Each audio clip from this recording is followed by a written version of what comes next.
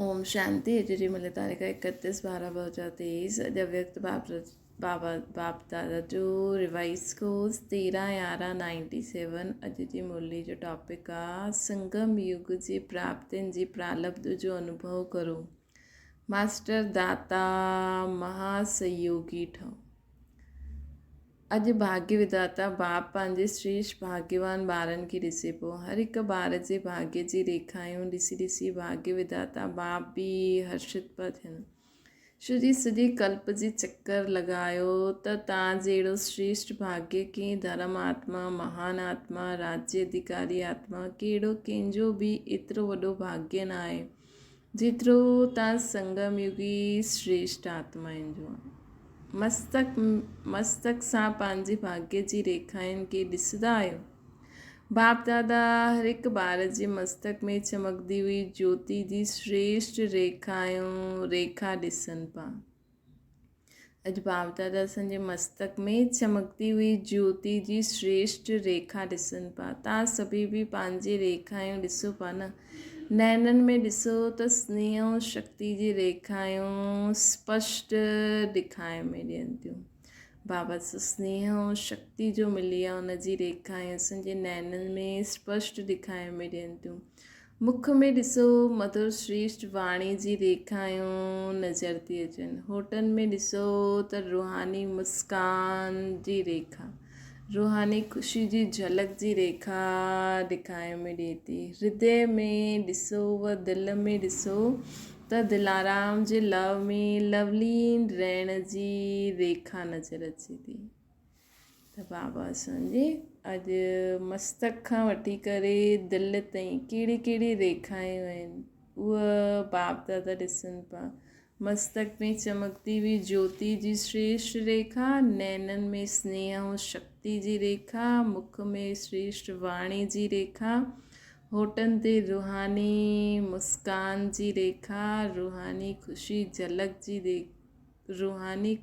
झलक जी रेखा। हृदय में ॾिसो त दिलि में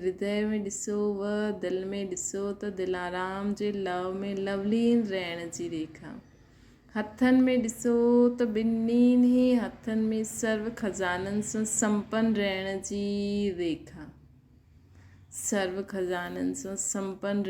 रेखा। पाँव में ॾिसो त हर क़दम में पदम जी प्राप्ति जी रेखा स्पष्ट ॾिठई बाबा।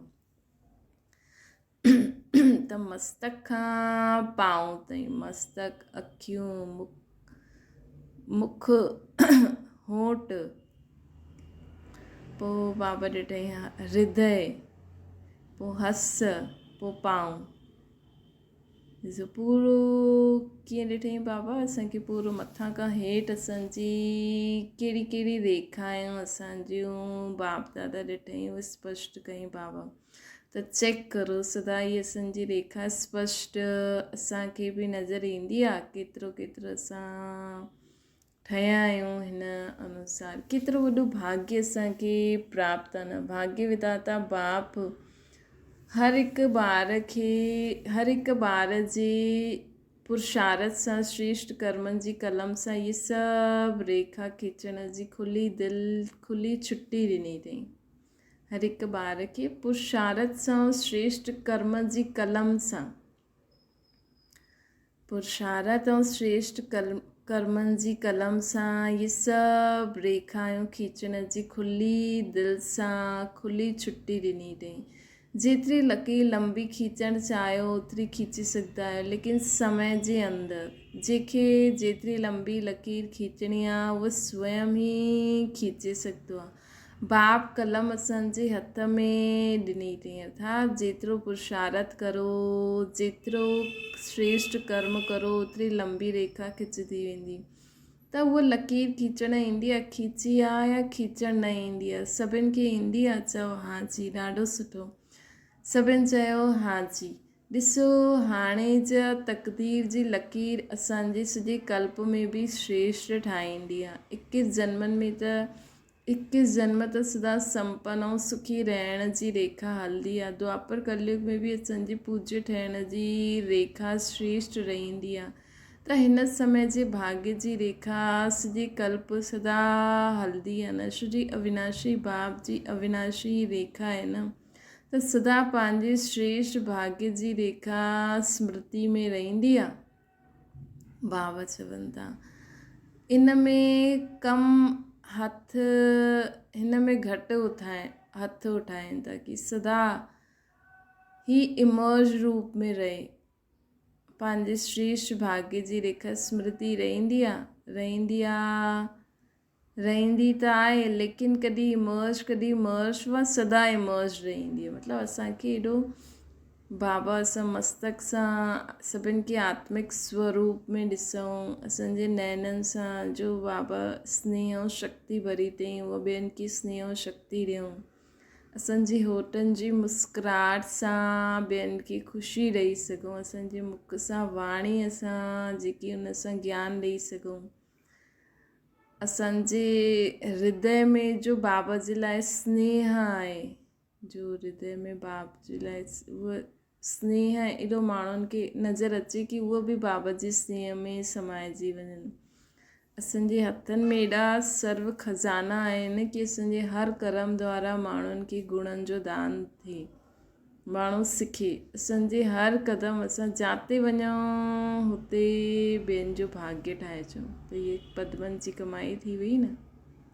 हीअ असांखे सदा पंहिंजो भाग्य इमर्ज रूप में रहंदो आहे, हिन में घटि हथ उठाईंदा। ॾिसो सदा इमर्ज रहण जी निशानी आहे कि पुराणी स्मृतियूं पुराणा संस्कारनि जी रेखा मर्ज थी वञे। बाबा चवनि था पुराणा जेका संस्कारनि जी रेखा वो पुराणे ॻाल्हियुनि जी स्मृति जी रेखा पुराणे संस्कार जी रेखा मर्ज थी वञे। कॾहिं बि पुराणे संस्कारनि जी रेखा वो पुराणे ॻाल्हियुनि जी स्मृति जी रेखा इमर्ज न थिए। सदा असांजे नए संस्कार स्वभाव जी रेखा इमर्ज नयो साल मल्हाईंदासीं न, त नए साल में हाणे असां त नयो युग अचण वारो आहे। नयो युग कॾहिं ईंदो जॾहिं असांजे सदा असांजी नई ॻाल्हियूं नया स्वभाव संस्कार इमर्ज रूप में रहंदा। त बाबा चवनि था कि पुराणो सभु कुझु मर्ज थी वञे ऐं मर्ज रहंदे समाप्त थी वञे। जिते श्रेष्ठ भाग्य जी रेखायूं मर्ज आहिनि उते पुराणी रेखायूं इमर्ज थियणु असंभव आहे। अगरि थींदी आहे त सिद्ध आहे कि श्रेष्ठ भाग्य जी रेखा सदा इमर्ज न आहे। त ईअं मर्ज कंदे हिकदमि ख़तमु करे छॾियो, पोइ कॾहिं बि इमर्ज ई न थिए। सदा असांजे जेके बाबा असांखे श्रेष्ठ भाग्य जी रेखा ॿुधाई हाणे उहो ई सदा इमर्ज रहे। असां मस्तक सां सभिनि खे आत्मिक स्वरूप में ॾिसूं, असांजे नैननि सां सभिनि खे बाबा जो स्नेह ऐं शक्ति मिले। असांजे होठनि सां हाणे ज्ञान मुस्कुराहट रूहानी मुस्कुराहट माण्हुनि खे अनुभव थिए। असांजे मुख सां सभी माण्हू ज्ञान ॿुधनि, ॿियो कुझु मुख सां निकिरे ई न। असांजे दिलि में सदा बाबा जे लाइ ई प्यार हुजे, ॿियो कोई इमर्ज ई न थी सघे। ॿियो ई सर्व जे दिलि में बि बाप जे लाइ प्यार इमर्ज थी वञे। असांजे हथनि द्वारा अहिड़ो कमु थिए जी सर्व खज़ाना सर्व खे मिली वञे। असांजे पांव हर क़दम में पदमनि जी कमाई थिए। हाणे बसि ईअं ई थिए, बाक़ी पुराणो कुझु बि अहिड़ो स्वभाव संस्कार सभु मर्ज थी वञनि। बाबा चवनि था पुराणी रेखायूं इमर्ज थियणु असंभव थी वञे। अगरि थींदी आहे त सिद्धा की श्रेष्ठ भाग्य जी रेखा सदा इमर्ज न रहंदी आहे, त छा सम्झंदा आहियो एतिरे श्रेष्ठ भाग्य जी रेखायूं इमर्ज हुजणियूं खपनि या मर्ज आहिनि। बाप दादा वर्तमान समय सभी ॿारनि खे वर्तमान संगम युग जी प्राप्तियुनि जी प्रालब्ध रूप में ॾिसणु चाहींदा आहिनि। सभी ॿारनि खे वर्तमान संगम युग जी प्राप्तियुनि जी प्रालब्ध रूप में ॾिसणु चाहींदा आहिनि। 21 जन्मनि जो वरसो था वठूं न, पुरुषारत ॾाढो समय कयो, हाणे पुरुषारत स्वतः हले, महिनत वारो पुरुषारत न थी। हाणे असांजी आत्मिक स्थिति स्वतः ई हुजणी खपे, असांजो फ़रिश्तो स्वरूप स्वतः ई हुजणो खपे। असांखे अपवित्रता जी अविद्या बिल्कुलु पतो ई न हुजे अपवित्रता छा थींदी आहे, विस्मृति छा थींदी आहे।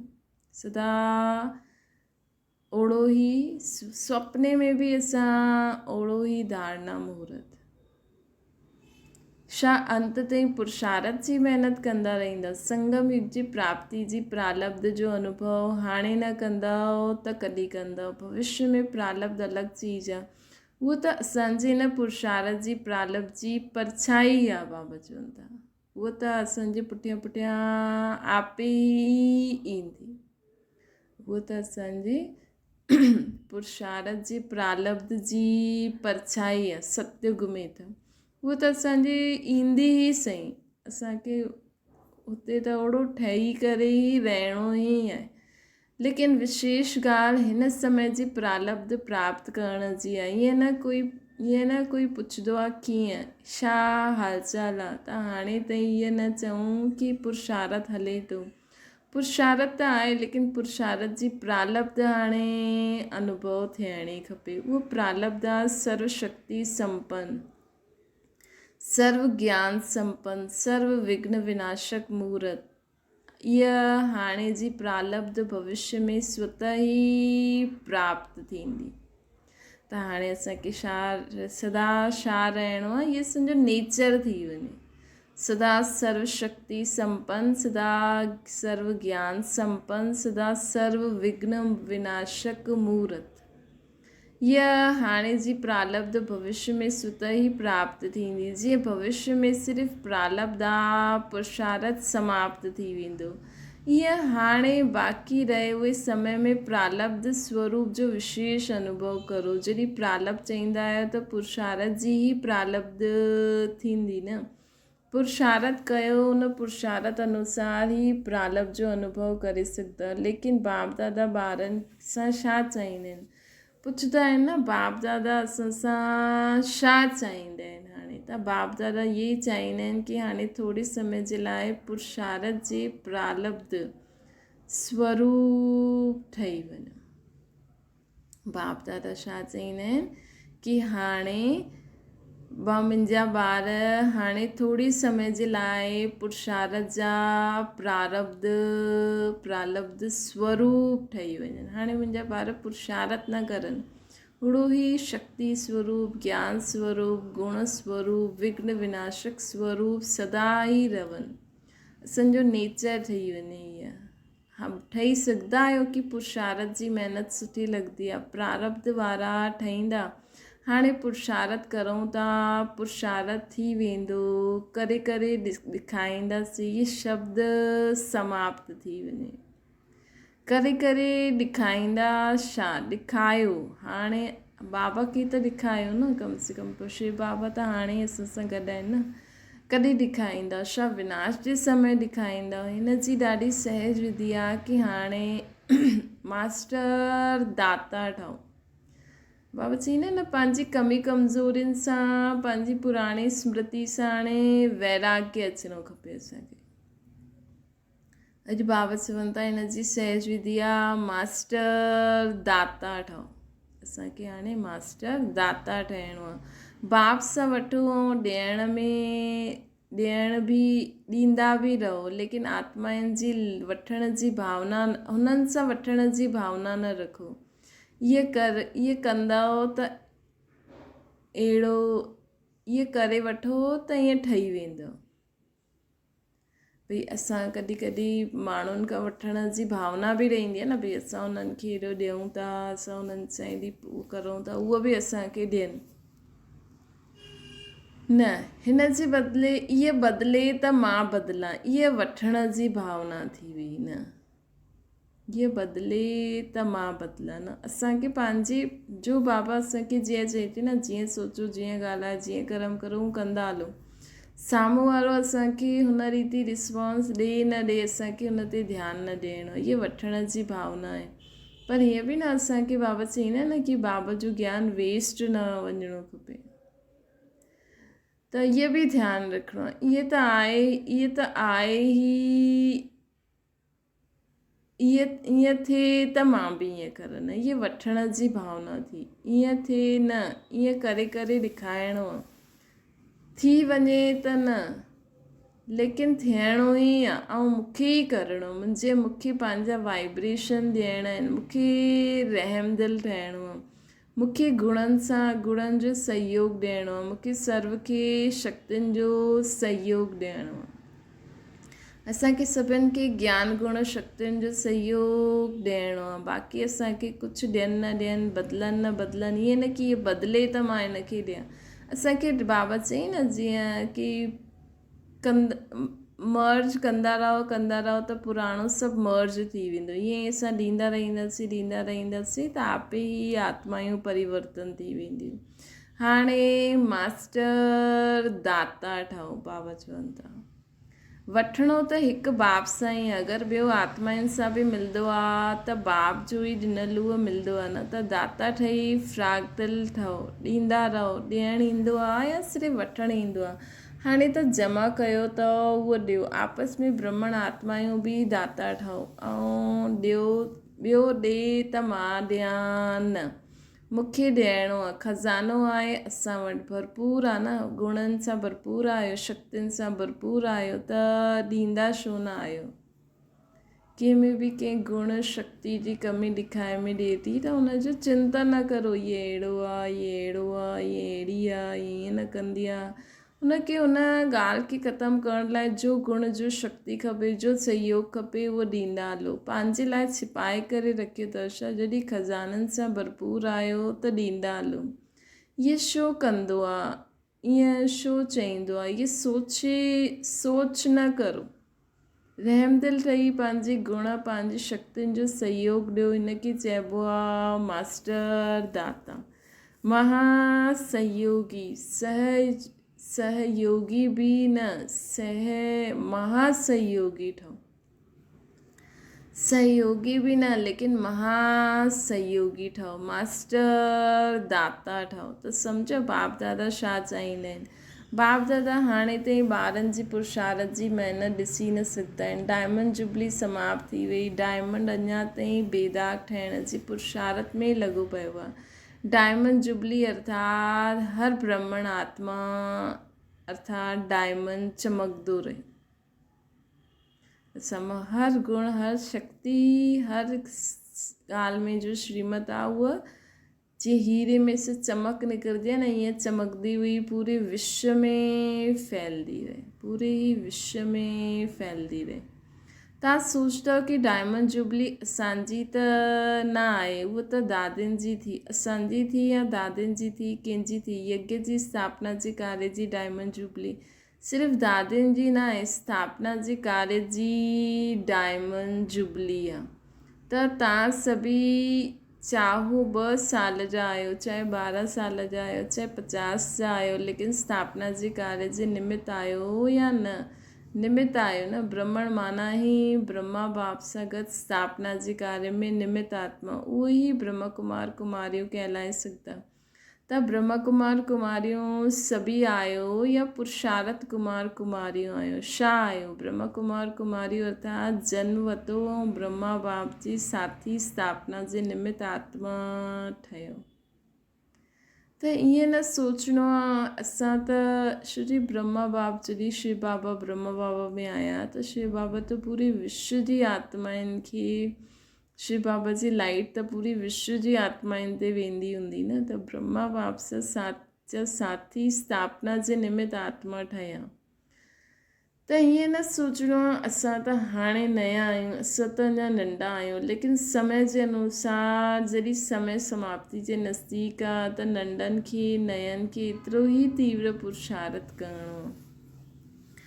अगरि ब्राह्मण आहियूं त, अगरि क्षत्रिय आहिनि त छुट्टी आहे, लेकिन ब्राह्मण आहिनि त ब्राह्मण सो देवता, सतयुग जी आत्मायूं ई देवता कहलाईंदियूं। हुन में बि जो पक्का ब्राह्मण हूंदा त ब्राह्मण सो देवता चइबो आहे न, क्षत्रिय सो देवता न चइबो आहे। त ब्राह्मण आत्माउनि खे पुरुषार्थ बि उहो ई तीव्र करणो खपे। त ब्राह्मण आत्माउनि खे स्थापना जे निमित्त ठहिणो ई आहे न, आहे ई निमित्त। हिन करे हाणे मास्टर दाता ठहो, दान न करो लेकिन सहयोग ॾियो। ब्राह्मण ब्राह्मणनि खे दान न कंदा आहिनि, सहयोग ॾींदा आहिनि न। त छा चयो, मास्टर दाता महासहयोगी ठहो। हाणे 1 साल वारो बि आहे त बि समय जे अनुसार हाणे बचपन जी ॻाल्हियूं समाप्त करो। छो जी हाणे ॿार वानप्रस्थ अवस्था जे समीप आहे न, त हाणे सभु बचपन जी ॻाल्हियूं समाप्त करो। सभु वानप्रस्थ अवस्था जे नज़दीक आहियूं। समय जी गति प्रमाण, ड्रामा जे नियम प्रमाण सभी हाणे सभिनि जी वानप्रस्थ अवस्था समीप आहे। बाबा चवनि था, बाप दादा ॼाणंदा आहिनि कि ॿारनि जो बाप सां जिगरी स्नेह आहे। जिगरी स्नेह आहे न, या मथां जो स्नेह आहे, दिलि जो स्नेह आहे, तॾहिं त भॼी करे ईंदा आहियो न।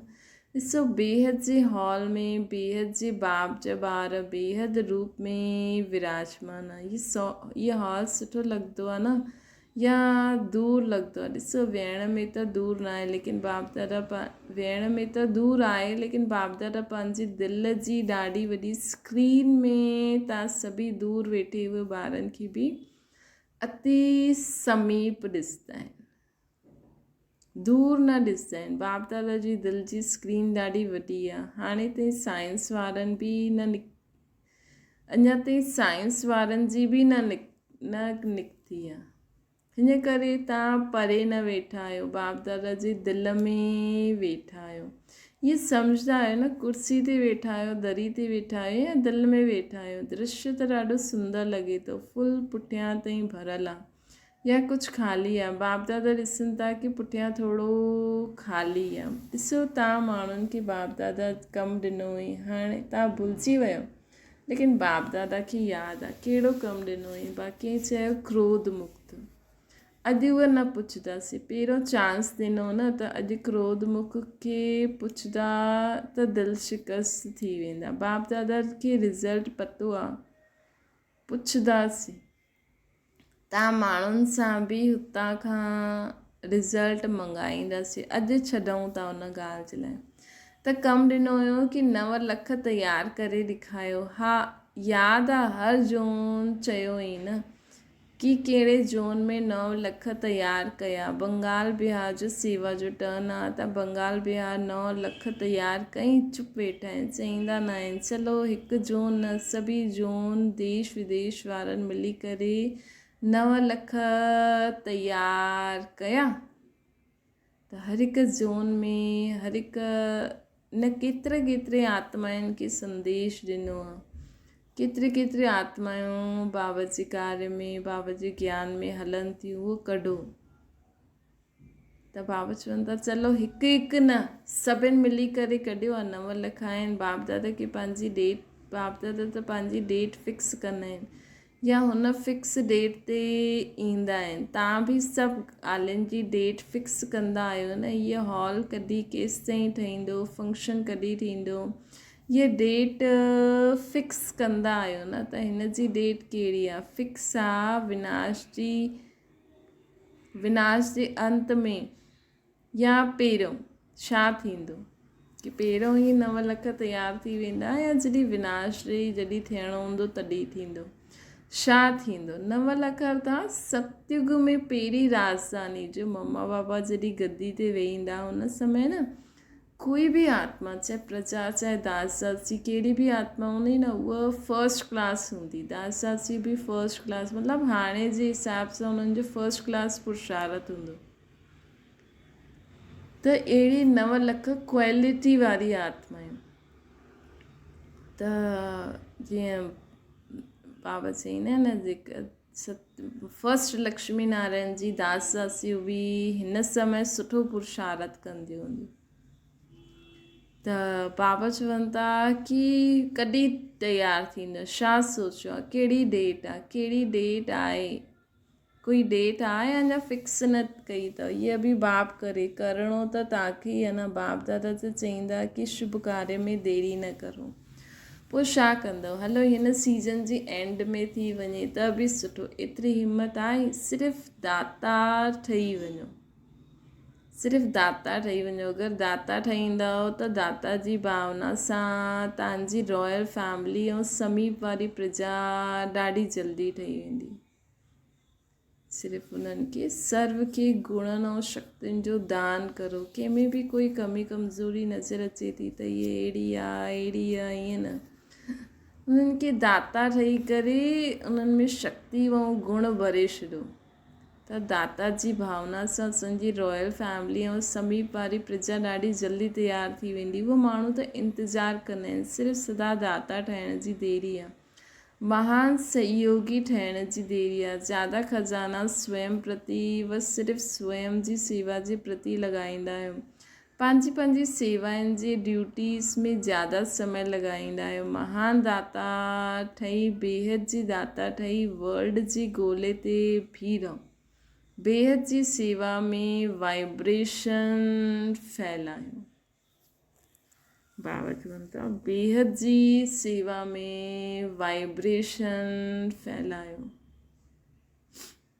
विश्व राजा ठहिणो आहे, सिर्फ़ु जून जो उहा पंहिंजी ड्यूटीज़ जे सर्कल जे राजा न ठहिणो आहे, विश्व कल्याणकारी ठहिणो आहे न। हाणे बेहद में वञो, बेहद में वञण सां हदनि जी ॻाल्हियूं सुत ई समाप्त थी वेंदियूं। मनोबल ॾाढो श्रेष्ठ बल आहे, उनखे यूज़ न कंदा आहियो, अर्थात मन जो बल ॾाढो श्रेष्ठ बल आहे, उनखे यूज़ न कंदा आहियो। वाणी संबंध संपर्क उन सां सेवा में बिज़ी रहंदा आहियो। हाणे मनोबल खे वधायो, हाणे असांखे पंहिंजे मनोबल खे वधाइणो आहे। बेहद जी सेवा जो हाणे तव्हां वाणीअ संबंध सहयोग सां कंदा आहियो, उहो मनोबल सां करो त मनोबल जी बेहद जी सेवा अगरि पंहिंजे बेहद जी वृत्ति सां मनोबल द्वारा विश्व जे ॻोल्हे जे मथे ऊंचो स्थिति थी वञे, बाप सां गॾु परमधाम जी स्थिति में स्थित थी वञो, थोरी समय बि इहा सेवा कई त असांखे हुन जी प्रालब्ध कई गुणा ज़्यादा मिलंदी आहे। छा करिणो आहे, बेहद जी सेवा जो हाणे तव्हां वाणीअ संबंध सहयोग सां कंदा आहियो, उहो मनोबल सां करो। पंहिंजी मन जीत जगत जीत ठहिणो, मन ते एतिरो कंट्रोल करे, मन में बसि हिकु ई संकल्प हुजे, मां आत्मा ऐं बाबा सां गॾु मनोबल जी बेहद जी सेवा अर्थात बेहद जी वृत्ति सां, बेहद जी सोच, विश्व जी सर्व आत्माउनि जो कल्याण थिए, विश्व जे ॻोल्हे जे मथां ऊंचो स्थिति हुजे, अर्थात मां आत्मा बाबा सां गॾु परमधाम निवासी निराकार ज्योतिर्बिंदु ऐं बाबा बि निराकार ज्योतिर्बिंदु ऐं बाबा सां पूरे मुंह में आत्मा में लाइट अचे थी और पूरे विश्व में फैले थी। बाप सां गॾु परमधाम जी स्थिति में स्थित थी वञो, जीअं त पूरो परमधाम ई हेठि अची वियो, बसि ॿियो कोई बि न, बसि मां आत्मा ऐं बाबा। त हीअ अगरि सेवा कई न, थोरो समय बि असां अगरि अहिड़ी सेवा कई त हिनखे असांखे कई गुणा ज़्यादा प्रालब्ध मिलंदी आहे, फल मिलंदो आहे। अॼुकल्ह जे समय ऐं सर्कमस्टेंसिस जे प्रमाण अंतिम सेवा इहे ई मनसा व मनोबल जी सेवा आहे। हिन जो अभ्यास हाणे खां ई करो, चाहे वाणी द्वारा चाहे संबंध संपर्क द्वारा सेवा कंदा आहियो, लेकिन हाणे हिन मनस सेवा जो अभ्यास अति आवश्यक आहे। साथ साथ अभ्यास कंदा हलो, सम्झो छा करिणो आहे। हीअ मनस सेवा उहो ई रंगत ॾेखारींदी जो स्थापना जी आदि में बाप जी मनसा द्वारा रूहानी आकर्षण ॿारनि खे आकर्षित कयो, ऐं मनस सेवा जा फल स्वरूप हाणे बि ॾिसो था कि उहे ई आत्मायूं हाणे बि फाउंडेशन आहिनि। ड्रामा अनुसार ये बाप जी मनसा आकर्षण जो सबूत आहे, जो केतिरा पक्का आहिनि न। बाबा एॾी मनस सेवा करे आत्माउनि खे कढियईं त उहो जेकी मनसा जे सेवा जे फलस्वरूप जो आत्मायूं बाबा जे ज्ञान में निकितियूं आहिनि उहे ॾाढी पकियूं हूंदियूं आहिनि। उहे यज्ञ जे कार्य में फाउंडेशन हूंदियूं आहिनि। त अंत में बि सभी हाणे बाप सां गॾु असांजी बि मनसा आकर्षण रूहानी आकर्षण सां जो आत्मायूं ईंदियूं उहे समय अनुसार समय कम महिनत कम ऐं ब्रह्मण परिवार में वृद्धि करण जे निमित्त ठहींदियूं। उहा पहिरीं वारी रंगत अंत में बि ॾेखारे में ॾींदी। जीअं आदि में ब्रह्मा बाप खे साधारण न ॾिसी श्री कृष्ण जे रूप में अनुभव कंदा हुया। साक्षात्कार अलॻि आहे, लेकिन साक्षात स्वरूप में श्री कृष्ण ई ॾिसंदा हुया। खाईंदे पीअंदे हलंदा हुया। ईअं आहे न त स्थापना में हिकु बाप कई, अंत में असां सभी ॿार बि आत्माउनि जे अॻियां साक्षात देवी ऐं देवताउनि जे रूप में नज़र ईंदासीं। अंत में असां पहिरियों त सिर्फ़ु हिकु ब्रह्मा बाबा हुयो, अंत में असां सभी आत्मायूं साक्षात देवी ऐं देवता रूप में उन्हनि जे अॻियां नज़र ईंदासीं। उहो सम्झंदा ई न कि कोई साधारण आहे, उहो ई पूजपन जो प्रभाव अनुभव कंदा। तॾहिं बाप सहित तव्हां सभिनि जी बि प्रत्यक्षता जो पर्दो खुलंदो। हाणे अकेलो बाप खे न करिणो आहे, बाप सां गॾु प्रत्यक्ष थियणो आहे। जी स्थापना में ब्रह्मा सां गॾु विशेष ब्रह्मण बि स्थापना जे निमित्त ठहिया, ईअं समाप्ति जे समय बि बाप सां गॾु अनन्य ॿार बि देव स्वरूप में साक्षात अनुभव थींदा। अहिड़ी समाप्ति जे समय बि बाप सां गॾु गॾु ईअं अनुभव थींदा। ईअं हिन जे लाइ इहे ई जो अॼु ॿुधायो, हाणे खां ई प्रालब्ध स्वरूप में स्थित रहो। परमधाम जी स्थिति, परमधाम में जी असांजी आत्मिक स्थिति हूंदी न शांत, उहा स्थिति असांखे हाणे ई हिते बि घड़ी घड़ी लाइणी आहे। ऐं पंहिंजी प्रालब्ध जेकी असांखे जेतिरो बि असां धारण कयो आहे न उन जे स्वरूप में सदा स्थित रहो। छॾो नंढी नंढी ॻाल्हियुनि खे, हाणे ऊचा वञो। बाबा चवनि था छॾो हाणे नंढी नंढी ॻाल्हियुनि खे, हाणे ऊचा वञो। विशेष प्रालब्ध स्वरूप जो साक्षात्कार स्वयं बि करो ऐं ॿियनि खे बि करायो। छो कि हाणे माण्हुनि जे जीवन में अति दुख परेशानी आहे, अति माण्हुनि खे कुझु सम्झ में ई नथो अचे असां छा था करूं। सम्झो हाणे सभी पंहिंजे अनादि स्वरूप में हिकु सेकेंड में स्थित थी सघंदा आहियो। छो जी अंत में हिकु सेकेंड जी ही सीटी वॼण वारी आहे। त हाणे खां अभ्यास करो, बसि टिकी वञो। पोइ बाबा सभिनि खे हिकु सेकेंड में टिकण जी ड्रिल कराई। अच्छा, सर्व चारों ओर जे ॿारनि की सदा भाग्य जी रेखायूं इमर्ज रूप में स्मृति में रहण वारी, कि असांजे मस्तक, अखियूं, होंठ, मुख, हथ, दिलि, पेर, हाणे असांजी स्थूल कर्मेंद्रियनि द्वारा आत्माउनि खे छा छा अनुभव थियणो खपे। त हीअ सदा भाग्य जी रेखायूं इमर्ज रूप में स्मृति में रखण वारी आत्माउनि खे सदा पंहिंजे संगम युगी सर्व प्राप्त स्वरूप प्रालब्ध खे अनुभव करण वारी, सदा मास्टर दाता महासहयोगी आत्माउनि खे, सदा मनसा सेवा द्वारा विश्व जी आत्माउनि जी कल्याणकारी आत्माउनि खे बाप दादा जो यादि प्यार ऐं नमस्ते। असांजी बि माता पिता बाप दादा खे यादि प्यार गुड मॉर्निंग ऐं नमस्ते। वरदान आहे कर्मयोगी जी स्टेज द्वारा कर्म भोग ते विजय प्राप्त करण वारी विजयी रतन ठहो। कर्मयोगी ठहिण सां शरीर जो कोई बि कर्म भोग भोगना जो अनुभव न कराईंदो आहे। मन में कोई रोग हूंदो त रोगी काॾे वेंदो। मन में कोई रोग हूंदो त उनखे रोगी चईंदासीं। अगरि मन निरोगी आहे त सदा तंदुरुस्त, सिर्फ़ु शेष शैया ते विष्णु जे समान ज्ञान जो सिमरन करे हर्षित रहो। हर्षित थींदा आहिनि। मनन शक्ति द्वारा ॿियो ई सागर जे तले में वञण जो चांस मिलंदो आहे।